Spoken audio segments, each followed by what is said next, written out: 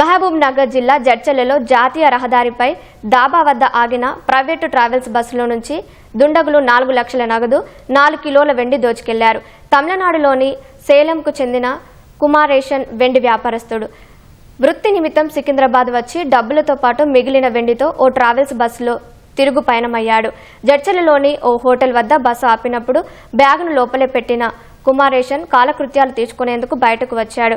ఇంతలోనే కారులో వచ్చిన దుండగులు బస్సులోని బ్యాగు దొంగతనం చేసి పరారయ్యారు. వారిని చూసి కేకలు వేసిన కుమారేషన్ జడ్చర్ల పోలీసులకు ఫిర్యాదు చేశాడు. అక్కడనే ఉన్నాను.